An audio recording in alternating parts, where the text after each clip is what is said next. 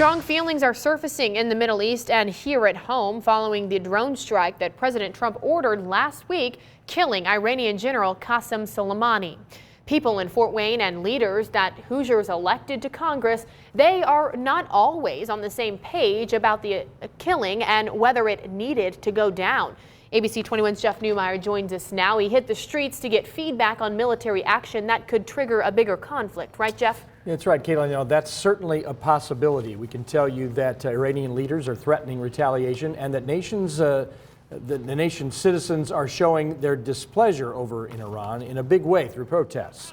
A U.S. drone strike on Soleimani while he was in Iraq claimed the life of the leader that U.S. defense officials say had to be taken out to prevent an imminent attack in the Middle East, putting American lives at risk.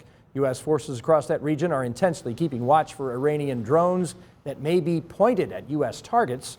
We talked today with U.S. Senator Mike Braun to learn why he believes President Trump did the right thing by calling for the killing. Folks in Fort Wayne differ on whether the attack on Soleimani was necessary.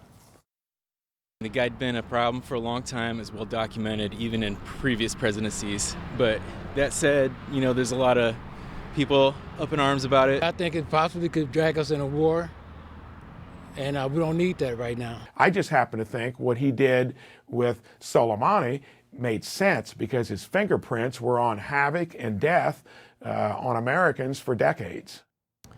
Now, critics of the drone strike want to see more U.S. intelligence supporting the notion that it needed to happen to protect American lives in that region. They also wonder why the president didn't seek more input from Congress on the matter. In times of major conflict, Americans at times rally around the flag and the president. But local political expert Andy Downs telling me today that might not happen here, partly because there is a level of fatigue about Middle Eastern war and violence. It could be part of the debate in the upcoming presidential campaign. Caitlin.